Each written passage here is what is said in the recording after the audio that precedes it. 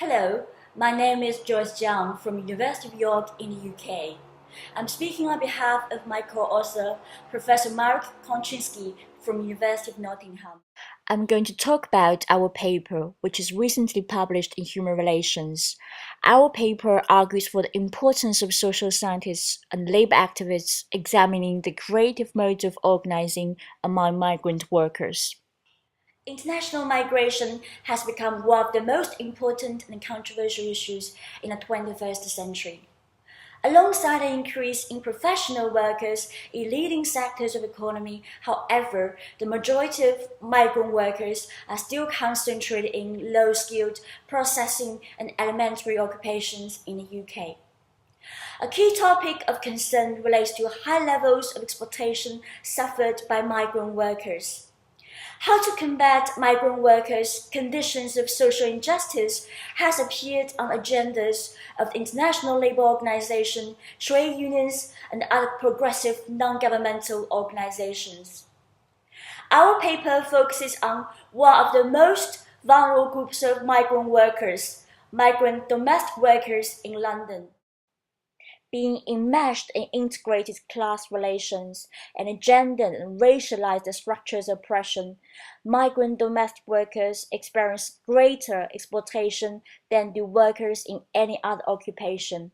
They are in considerable need of collective representation. However, domestic work is a sector where traditional workplace-based union organizing is almost impossible.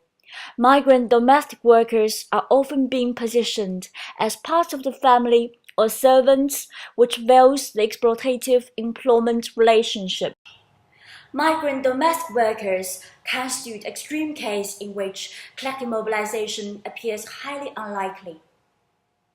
Despite all these barriers, our ethnographic study shows that non-traditional collective mobilization of migrant domestic workers has been possible.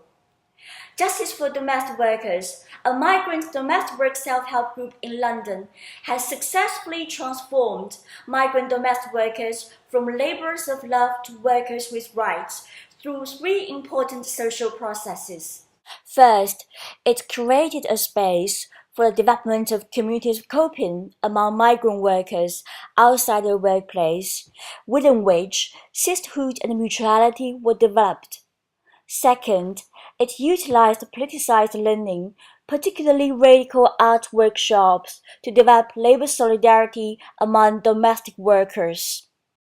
Finally, Justice for Domestic Workers has adopted a associational model of organizing that is based on participative democracy, collective leadership development, combined with autonomous links to more formal organizations such as United Union.